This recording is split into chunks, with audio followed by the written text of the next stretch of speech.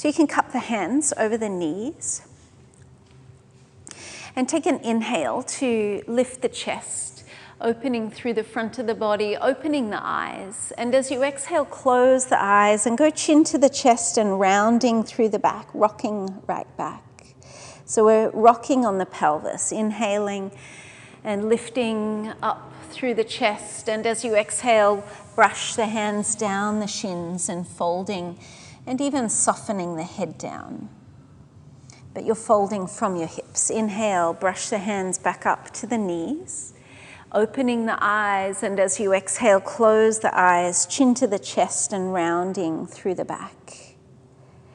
Inhale to lift and open. And exhale, folding from the hips, fold forward and down, closing the eyes.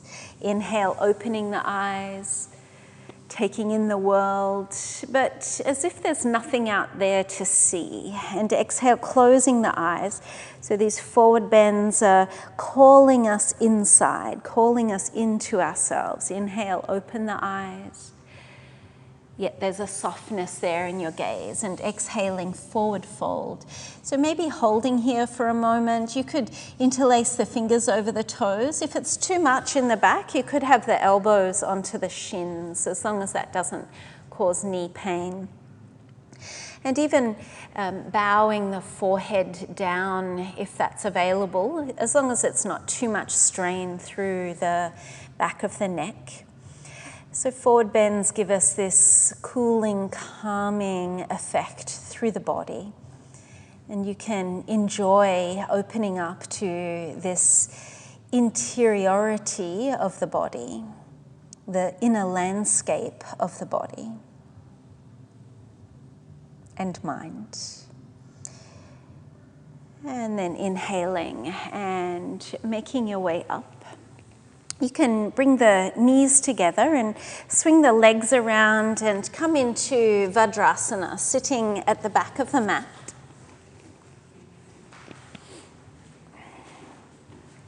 So if this isn't possible, you could put a cushion underneath the hips or underneath the tops of the feet.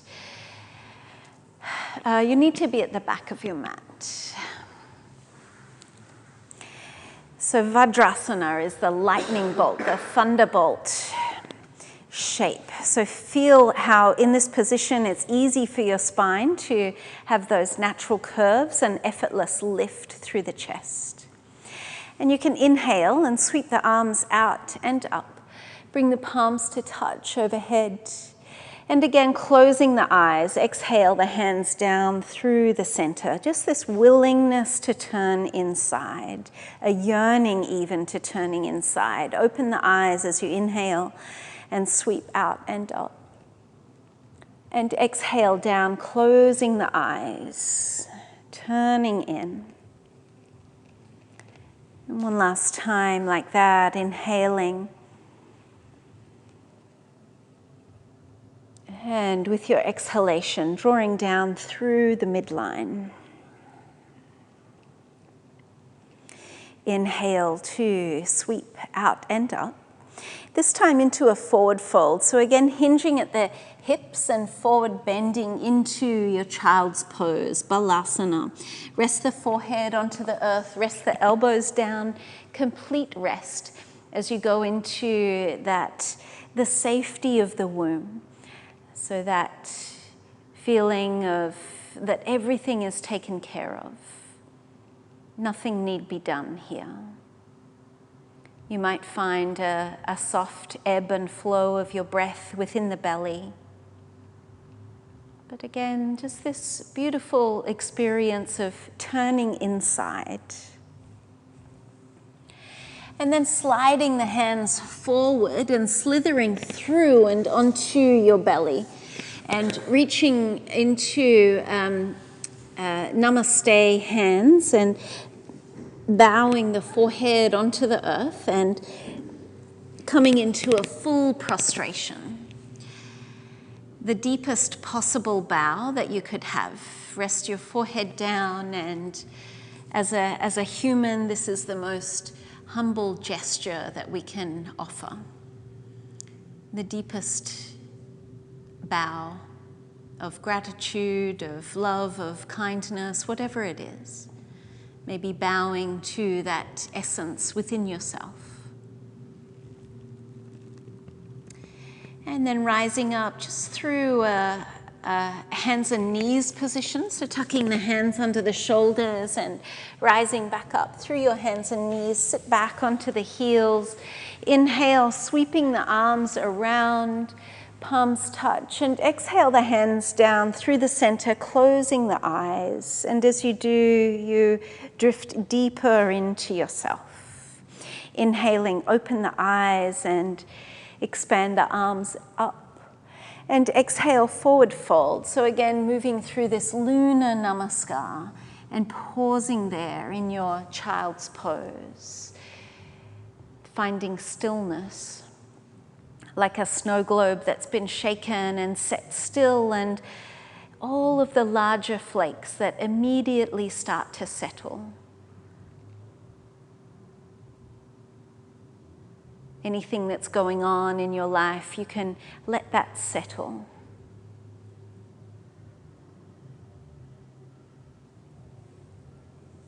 And then slithering through and coming into the full prostration, extending the arms forward.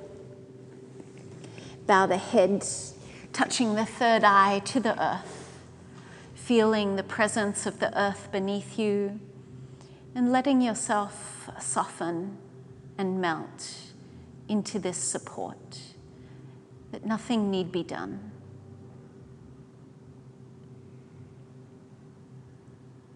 Again, the ebb and flow of the breath within the belly.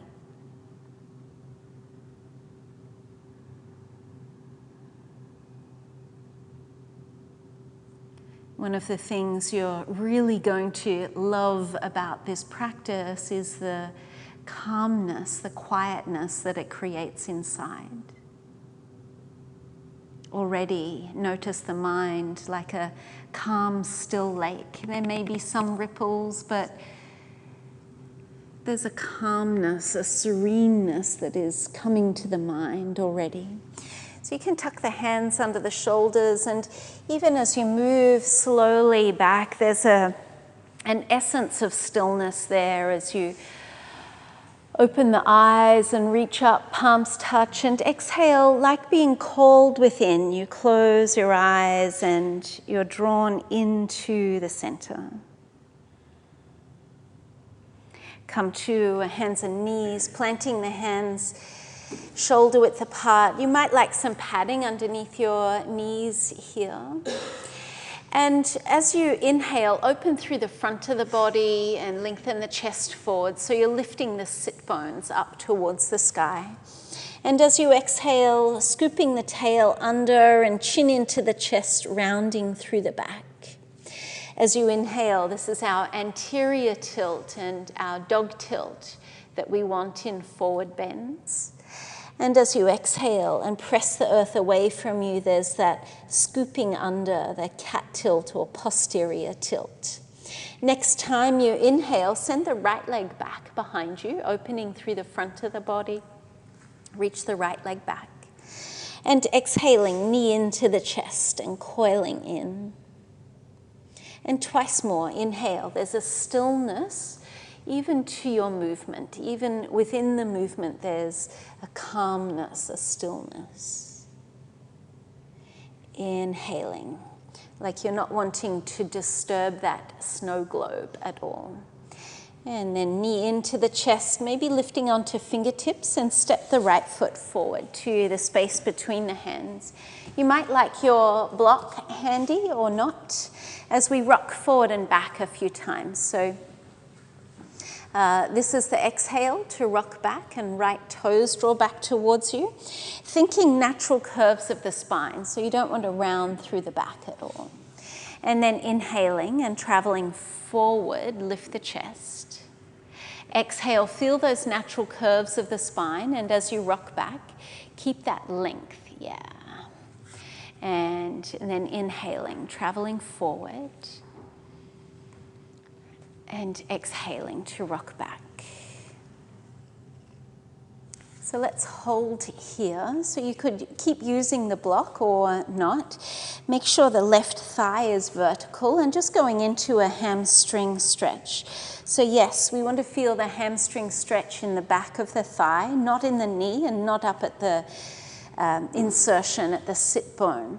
So you can get a little change in the stretch by maybe micro bending your right knee and adding in a light pressure, so 10 or 20% of your right heel pressing into the floor.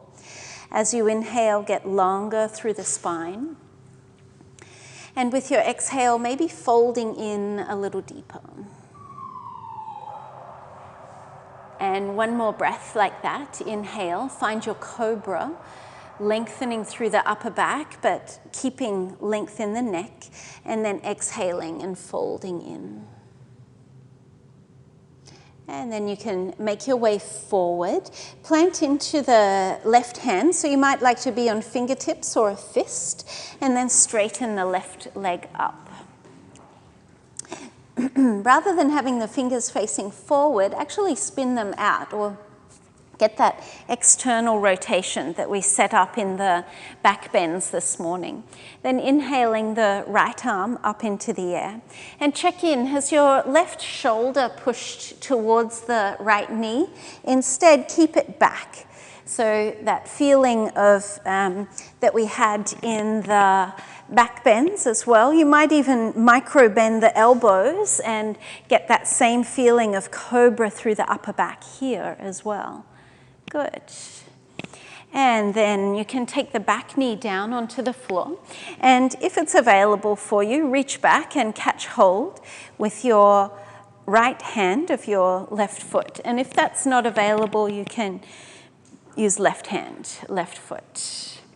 So that's, in case you haven't noticed, a quad stretch. You could go into wrist conservation and drop down onto a block or onto that left elbow, perhaps.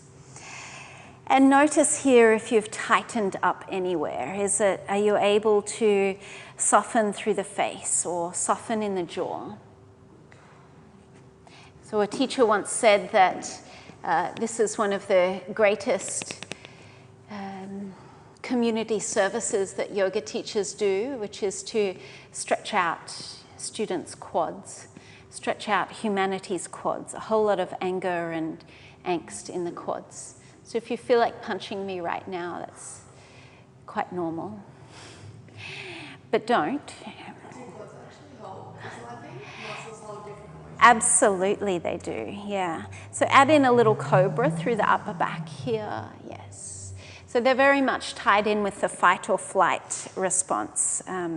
They pull us into a fetal position, they fire us if we need to flee, so they're very emotional. Okay, we can release out of that. Just make sure your leg's still working. You might like to straighten the leg up for a second. And then take the knee back down. This time kickstand your left foot over to the right and start to walk back. So a perhaps non-elegant way of coming into Janushasana. So Janushasana, rather than having the leg back, that's more for the twisting position, we'll go foot to the inner thigh.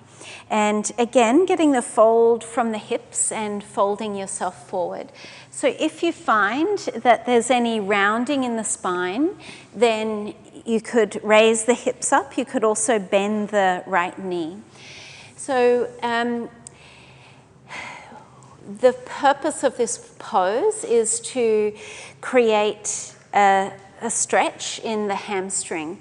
We don't want to do that at the expense of the spine. So spine health is always going to trump hamstring opening. So even thinking about perhaps even using the belt if you wanted to, think about natural curves of the spine being more important than hamstring opening. And again, it's good to just try these different props and tools so that you can perhaps help your students like that. So as you get into position, scan through the spine. So spine health most important. Are you rounding through the back at all?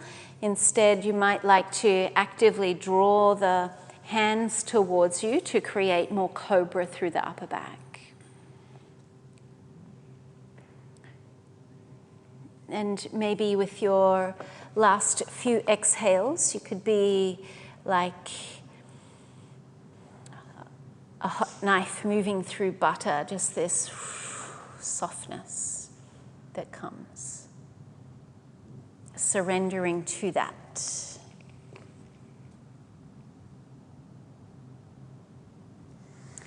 And then making your way up, and we did diamond pose earlier, so this time we'll take Baddha Konasana with the soles of the feet together.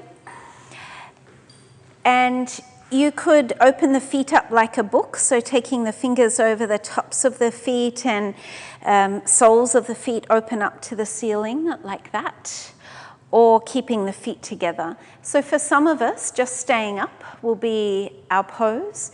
Others might be able to fold forward from the hips without rounding in the back. So that means thinking about your belly coming onto the feet, and then the chest coming onto the floor, and then the head coming onto the floor last, so that you're folding from the hips.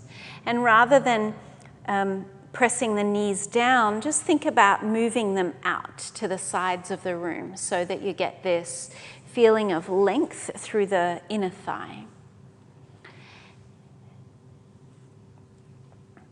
And as you bring your attention into the tightness, immediately you can feel it relax and soften.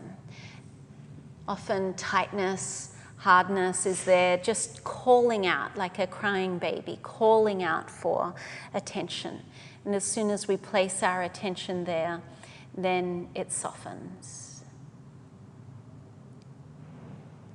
So you can then inhale and make your way up. And bring the legs together, swing around, and coming back towards your hands and knees position. So again, cat's breath, inhaling to open through the front of the body. And with your exhale, press the earth away, round through the back. Scoop the tail. So that's your cat tilt, posterior tilt, inhaling. Dog tilt in the pelvis, so lift the sit bones and send the chest forward, and then stretch the left leg back as well. And as you exhale, left knee into the chest and rounding through the back. Press the earth away through the hands. Inhale, stretching the leg back and the heart forward. And exhaling and coiling in. And inhale out.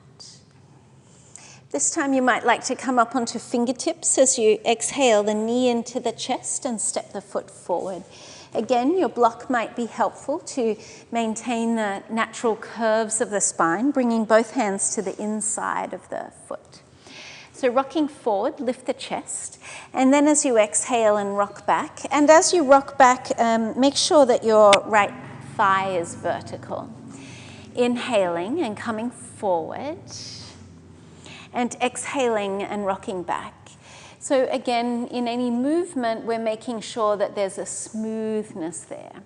Like you don't want to disturb the surface of the lake, that you're moving in such a way that there's almost stillness at the essence of your movement. So this time, as you rock back, you can drop into that stillness, whether you keep the block or whether you can come down onto the floor. Again, with your mind's eye, tracing your spine and checking in, have I got the natural curve? So maybe even bringing one hand up onto your lower back, and can you get more of that little dip into the lower back? Maybe it's cobra through the upper back without compressing in the back of the neck. And remember how we can change the stretch of the hamstring, perhaps by having a light bend in the knee. And actively, just 10 or 20%, pressing the left heel into the floor. And in that way, we can target the hamstring with your awareness, with your kindness, and allowing a softness to come there.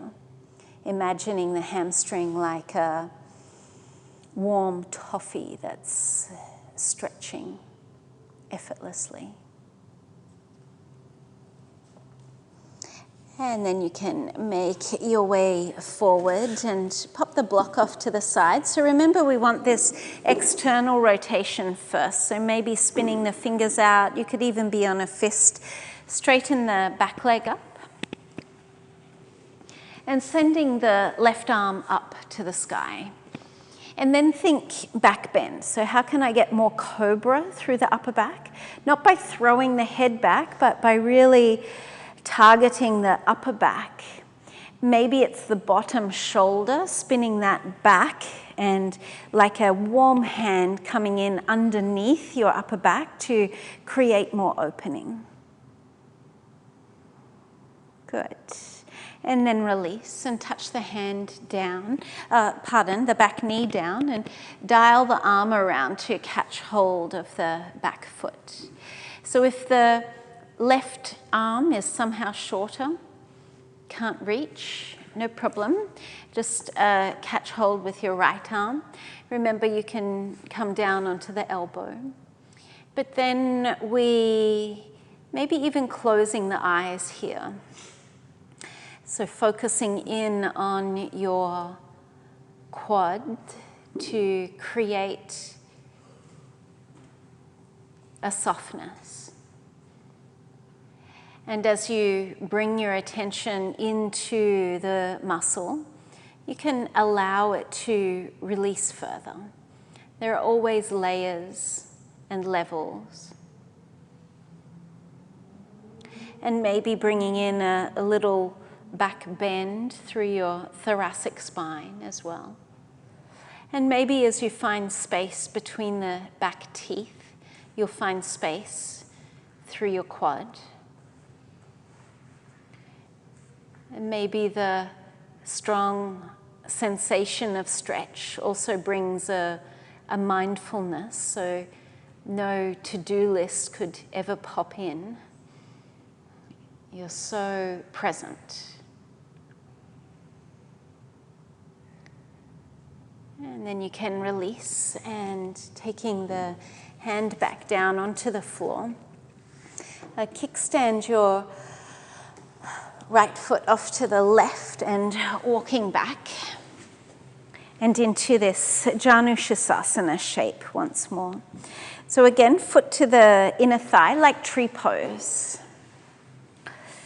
So rather than back, because that would be a twisted pelvis and put twist into the sacrum. So we want the hips square. And then starting to fold forward. Remember all your options. You could sit up onto a pillow, you could use the block, you could bend the knee, you could use the belt. So finding what is appropriate for you.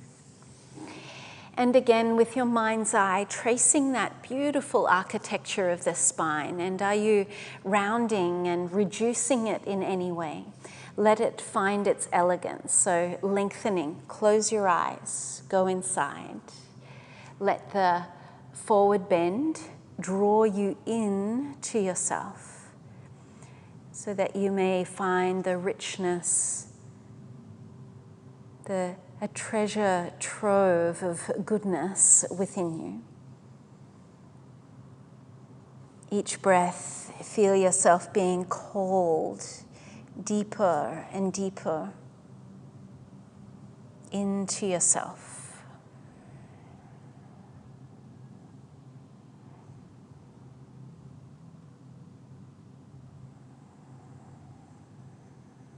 And for the last moment, dropping in like a trapdoor opening, just let yourself dive right in.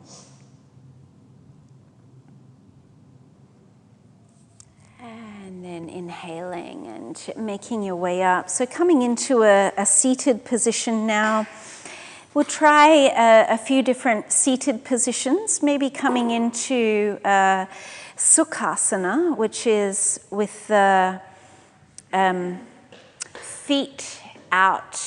So rather than the legs crossed like this and the feet in the middle, walk the feet out to the edges of the mat. Yep. And you might even like to draw the buttocks out here as well. And again, folding forward. If you wanted to, if it's close, you could even rest the forehead onto the block. So this is a bit of a hip opening. Could even go like this.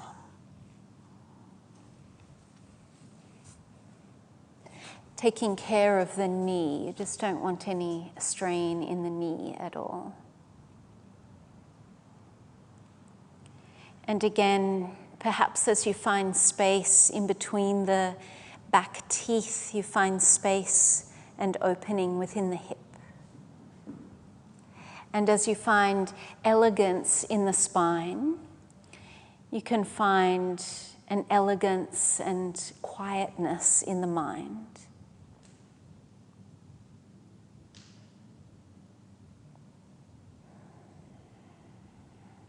And that nothing can disturb you here.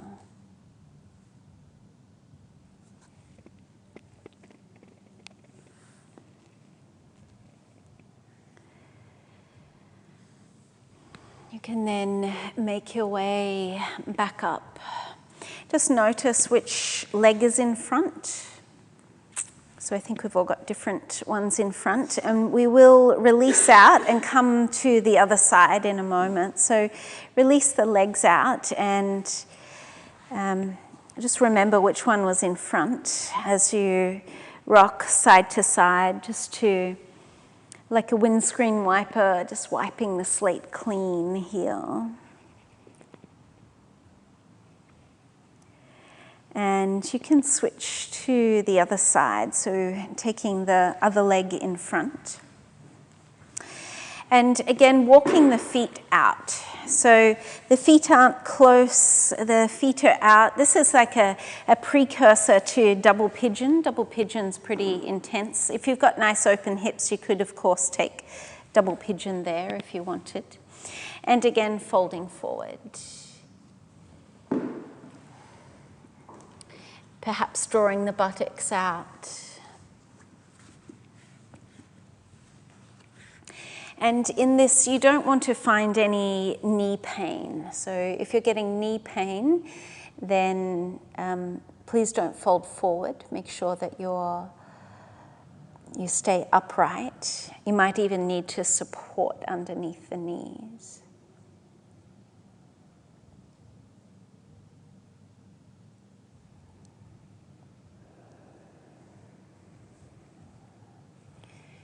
Find a lengthening in your breath with a deliciousness to it, like this savoring, absolutely savoring.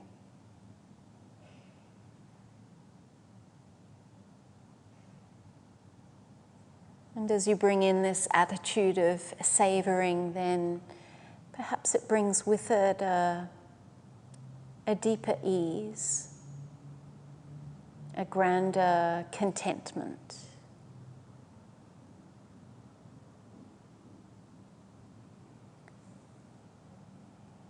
As you take 2 more final breaths here, breathe out through an open mouth,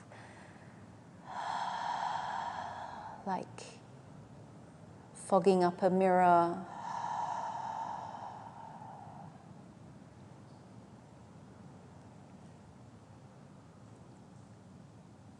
Like you're breathing out a dark cloud of any tightness that you feel. You can let that go easily and effortlessly. And then making your way up and again returning into this windscreen wiper type movement. So just have the feet as wide as the mat Yep. And then the feet don't move. It's just the knees are moving side to side. Yep. Okay. Then take the knees to one side, swing them around. We'll return back to this hands and knees position.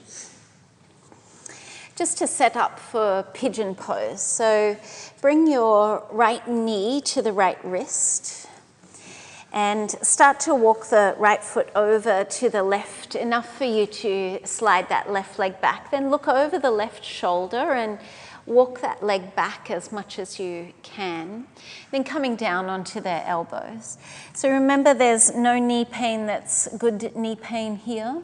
You could use like an eye pillow in between the calf and the thigh, or you could take this threading the needle position.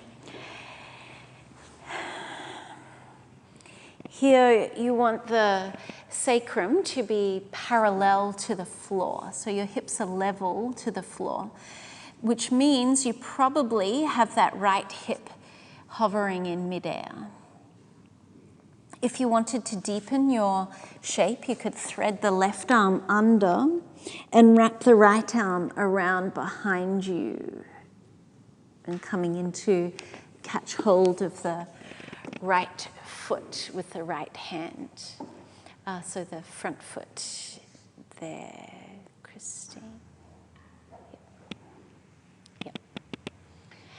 And again, maybe finding a softness, like a pancake that's been poured into a pan. Just this feeling of pouring your body onto the earth. So this hand holds this foot. And this one goes back. Yeah. So this hand can hold this foot. Just like that, and that one comes out. Yeah. Flat, wide, like a pancake. Just poured into the pan.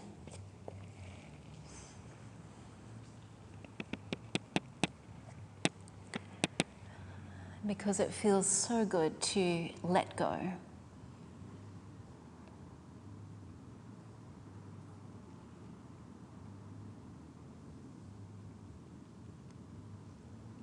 And then gradually making your way up. You can bring that right knee into the center and swing this back leg around, coming into a spinal twist. So making sure that your right foot is out far enough that the left hip can drop down. Then your right arm comes and holds. If you need to raise the hips, you could do that. And then starting to twist yourself around. So think about that left hip dropping down, so you've got a steadiness and an ease there. So Shana, you'll twist this way. Yep, that's it. Each inhale, grow longer and taller through the spine. Even here, you could add in a cobra through the upper back, but not throwing the head back. Instead, imagine that elegant spiral staircase with vertebrae by vertebrae. It's unfolding and you can twist further and further around. That's right, good. And then you can turn the head and look forward. And releasing the arm, you can cross the leg over. So crossing all the way over into Gomukhasana, if that works for you. So if this causes knee pain, again, raising the hips can be helpful. Onto a block is a good idea. Or maybe you're just going into a cross-leg position. So some of us will be able to forward fold, others can just stay upright. You could even hold onto the elbows and taking this position. Yep. So finding what's right for you, thinking about length through the spine.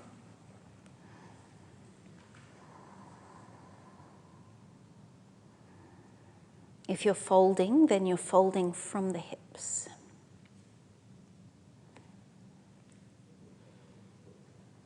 And one last breath here.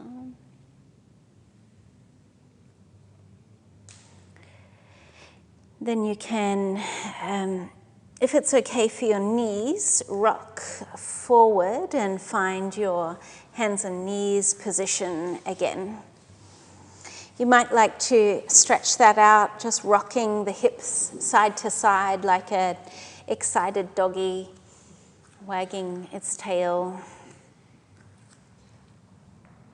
So the hips can almost come down towards the sides of the mat. Okay, then returning into center and bringing the left knee forward to the left wrist. So some people put the knee in the middle.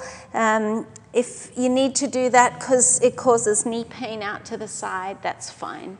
But it's usually a deeper stretch, taking the knee off to the side. Then walking, looking over your right shoulder and walking that right leg back. Check that the toes aren't sickled in, but pointing straight back. Come down onto the elbows and pause, feeling for your sacrum being, or your lower back being level to the floor. So that might mean bringing your left hip up into the air a little. And then melting forward. And if you wanted to take that twisting option, so that can deepen the pose a little, threading the right arm under and then the left arm can wrap around to catch hold of the front foot.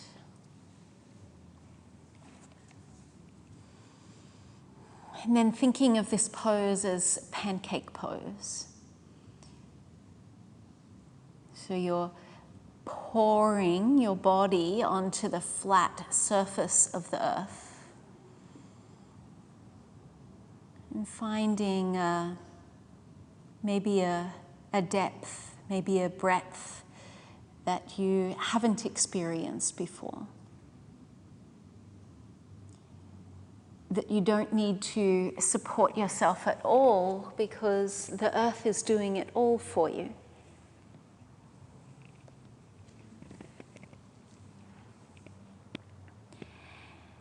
And notice how good it feels to let go completely. In fact, it's easy to soften and melt everything. And nothing need be done. You just allow it to happen.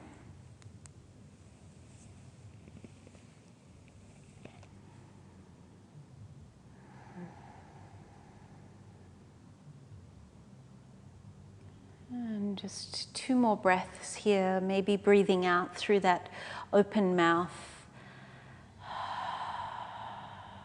letting go, melting and softening.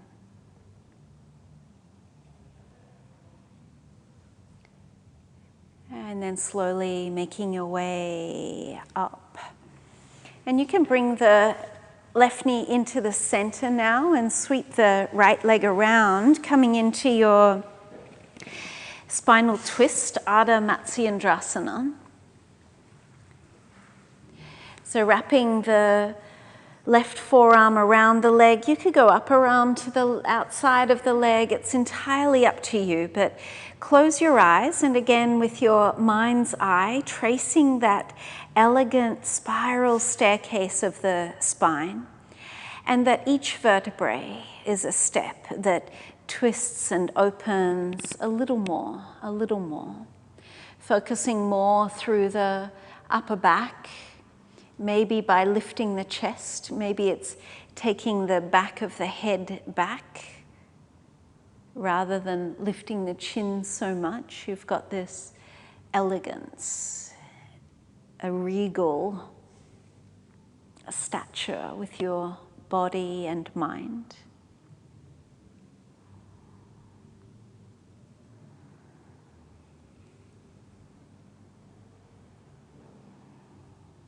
And then inhaling to turn the head and look forward, and Crossing the leg all the way over if that's available. Otherwise, you just go into a crossed legs position. And again, you've got the option to forward fold or to hold on to the elbows and maybe lift up.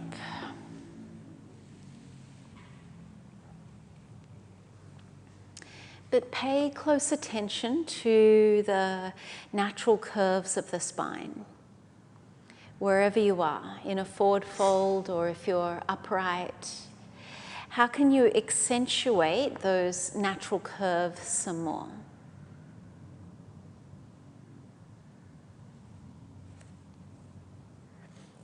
Maybe the breath could help to create length on the inhalation. And perhaps with the exhalation, you can wash through the body with this deep letting go, a sweet surrender.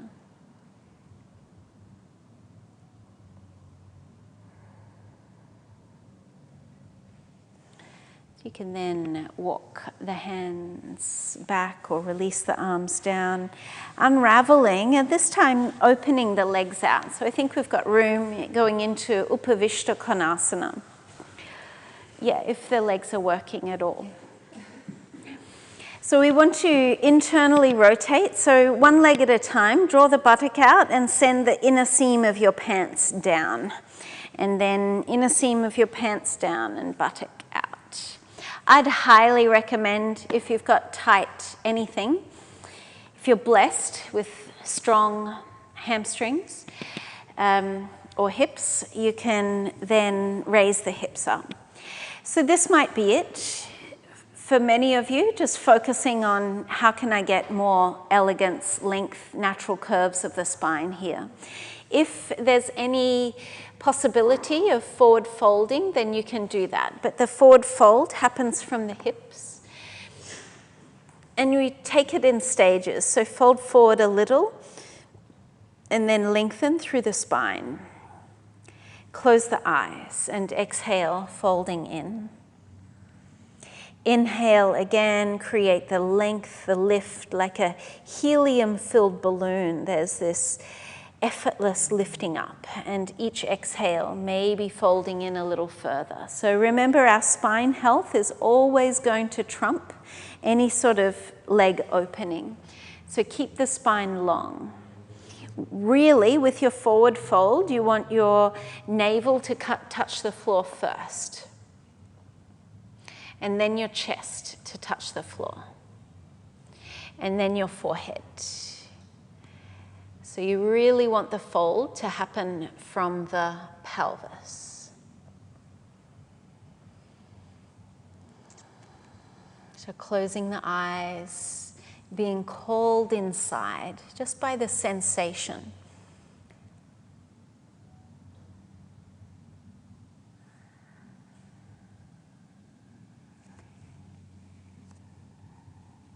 And with your attentive, loving, caring awareness, you can allow a softening.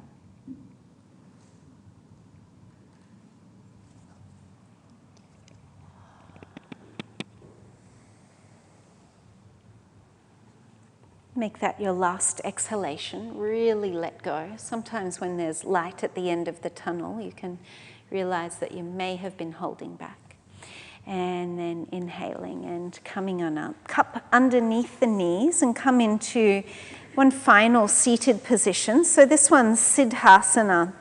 And you've got heel, heel, pubic bone.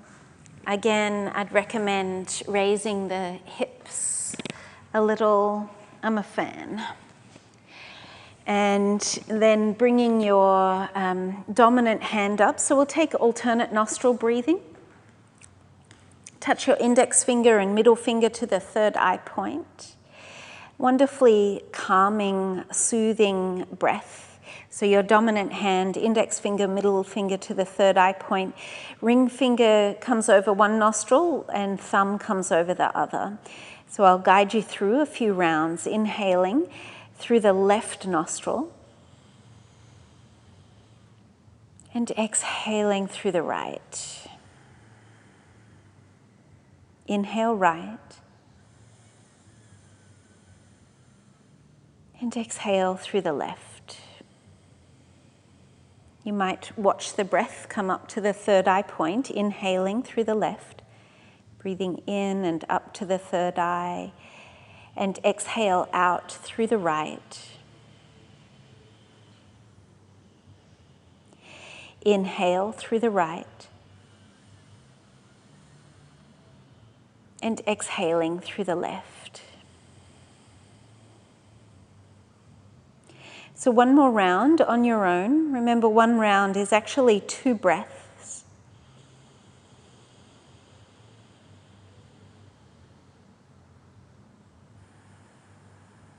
Nice, slow, long, diaphragmatic breaths. You've still got this lift through the chest.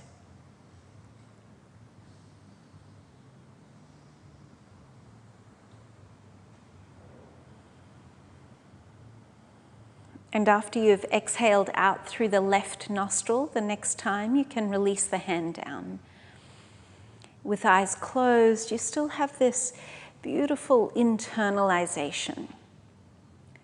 Like you're being called, beckoned inside.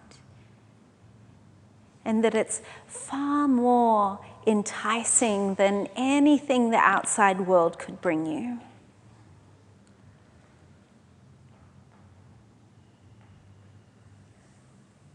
Notice the calm, still lake. That sediment settling. The surface of the lake becoming so still that the entire view is reflected on it. Maybe the sunrise, the blue of the sky, the stillness of the trees, a bird passing through the sky, all seen on this calm reflection of the lake, the surface of the lake that's so still.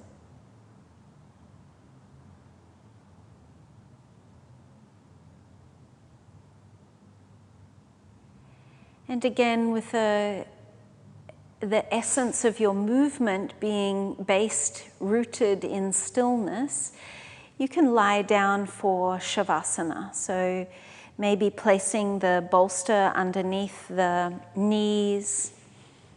You could have a pillow underneath the head.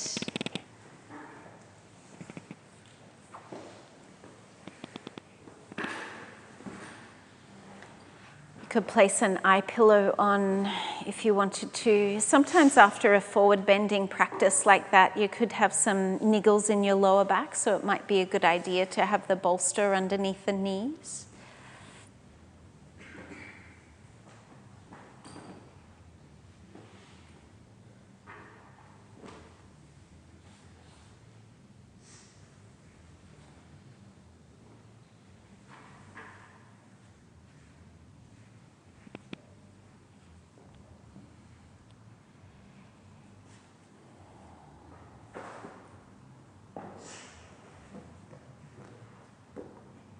You may already be aware of the deep relaxation within your body.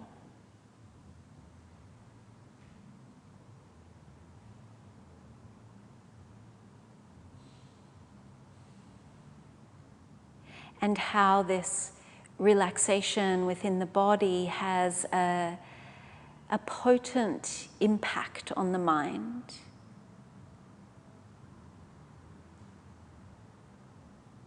That calm, reflective surface of the mind.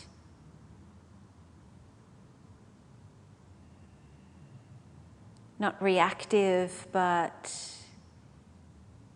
rather including and containing all things.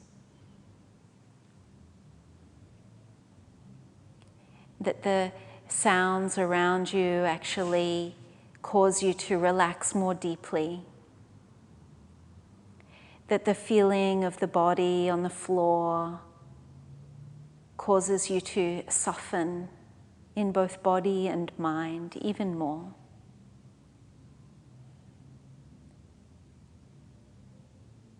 That the feather-light, effortless breath allows you to drop even deeper still, like you're relaxing through the floor.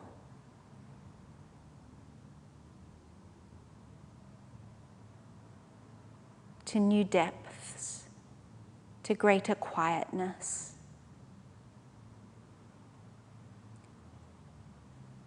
To a newfound level of stillness.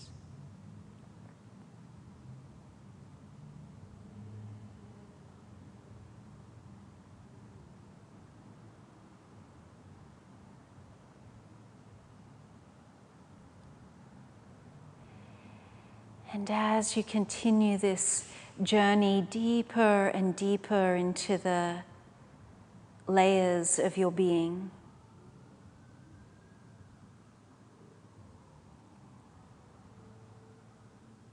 you may uncover new insights, fresh wisdom that you couldn't possibly know about from the surface.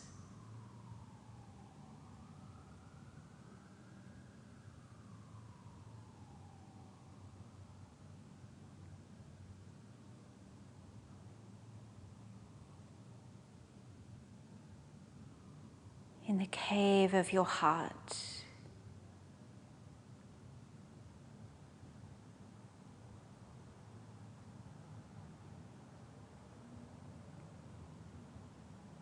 sit by that warm glow.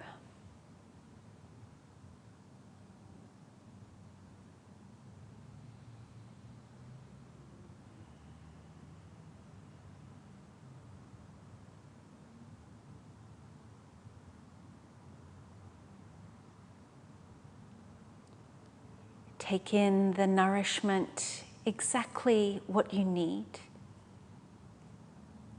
You know.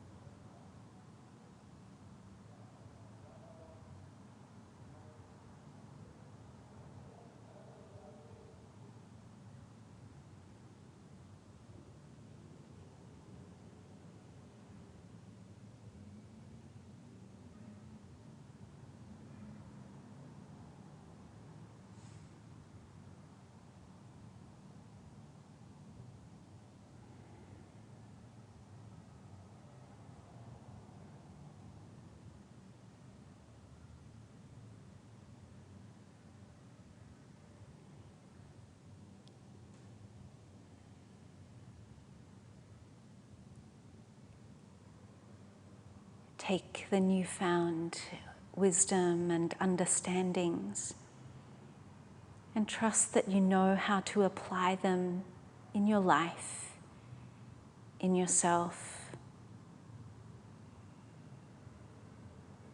in every situation.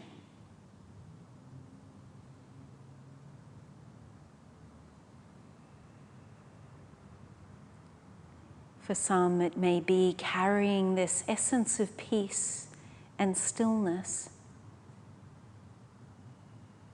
into the action.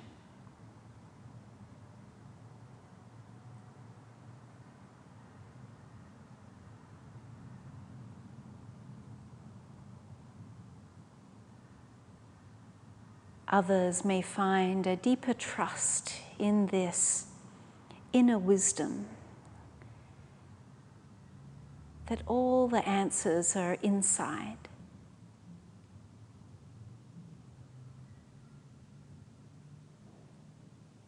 It's just a matter of taking time, creating space to go inside now.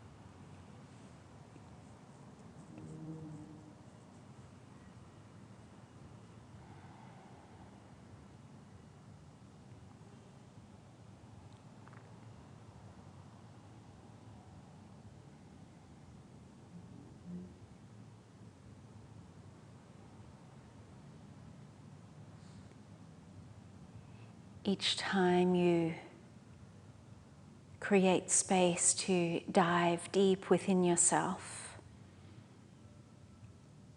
it's like a pathway,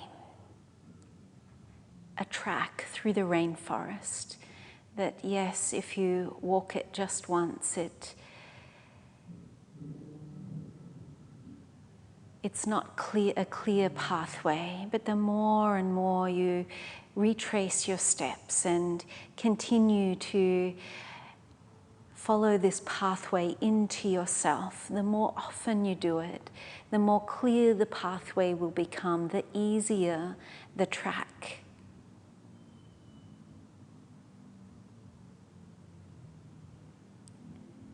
So if you like, as you prepare to awaken, almost feel like you lay down a trail of breadcrumbs, clues for you for next time as you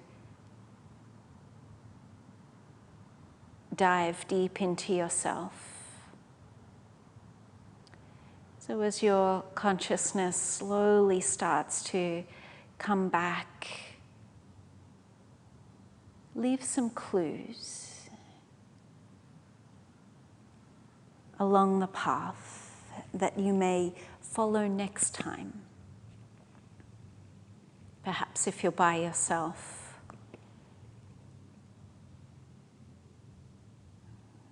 Just keep coming back into the space around you and aware of the shape of the room.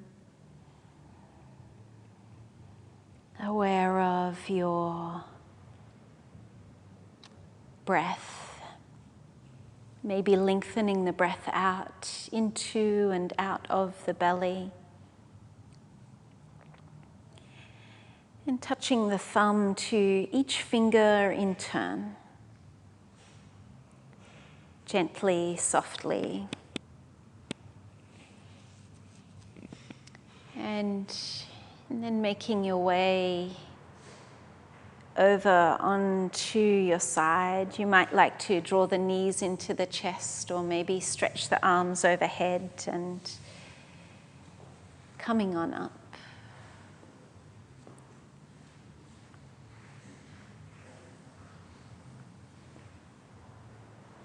Keeping that essence of stillness about you, you can come on up to a seated position and we'll share one Om out with this heartfelt wish. May all beings across all realms have this same peace. If this peace is true for me, then it is true for all beings. Please join me in a long inhale and one Om.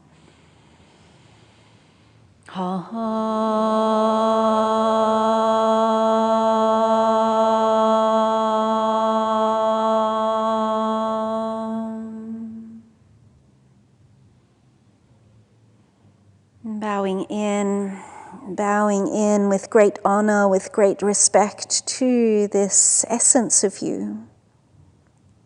Namaste.